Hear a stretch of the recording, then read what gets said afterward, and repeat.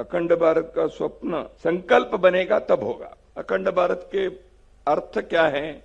1947 के 14 अगस्त को जो था उसका है या उससे पहले का है? वो कब तक जाना पड़ेगा? इसलिए भारतवर्ष सांस्कृतिक दृष्टि से आज ईरान जिसको कहते हैं, पर्शिया से सिंगापुर तक एक सांस्कृतिक इकाई रही जिसको जम्बू द्वीप कहते थे। सांस्कृतिक दृष्टि से इसमें एक विश्व दृष्टि रही है। तो वह राज्य व्यवस्था नहीं थी, राज्य तो अलग अलग थे। अब जो अखंड भारत के विषय है, स्टेट के नाते सोच रहे हैं।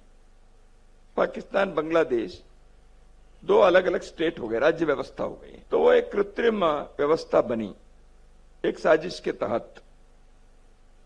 तो उसके शिकार हो गए भारत के भी, वहां के लोग भी।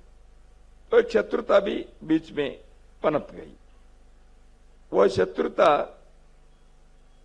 स्टेट्स के बीच में, यानी सरकारों के बीच है तो समझ में आता, अब समाजों के बीच हो गया है, क्योंकि रिलीजन के आधार पर विभाजन होने के कारण यह हुआ है। संस्कृति एक होने पर भी रिलीजन अलग होने से राष्ट्रांतर हो गया। हम अलग राष्ट्र के हैं, ये भाव वहां के लोगों को आ गया। तो इसलिए इसको ठीक होने के लिए समय लगता है। अखंड भारत के स्वप्न पूरा होने के लिए सेना लेकर वहां जाकर जबरदस्ती पाकिस्तान को जोड़ने से होगा, ऐसे नहीं है। यह वहां के परिस्थिति में धीरे धीरे वहां के लोगों को समझ में आएगा भारत के साथ, क्योंकि यही हमारी मां है और कहीं जाने से हमारी जिंदगी बर्बाद होती जाएगी। वो जब अवेयरनेस वहां आएगा, वो अवेयरनेस आने के लिए जो करना चाहिए वो कर सकते हैं। तो ये आवश्यक है। दूसरा, अखंड भारत के स्वप्न, अभी जो भारत है 15 अगस्त के बाद के, उसके एकात्मता को बनाए रखना, तब अखंड भारत के स्वप्न को अगला कदम हम रख सकते हैं।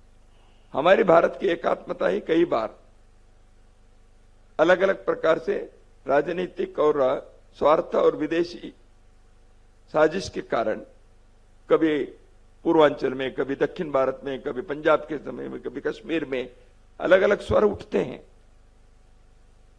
तो भारत कमजोर रहकर अखंड भारत के सपने देखने से क्या लाभ है?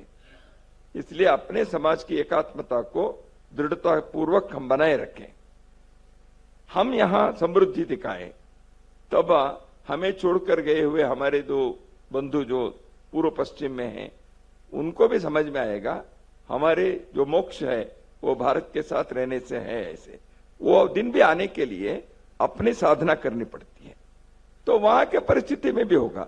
इसलिए वो कोई राजनीतिक व्यवस्था से करने वाली चीज नहीं है। धीरे धीरे कुछ समाज के स्थित्यंतर होने से ही होगा।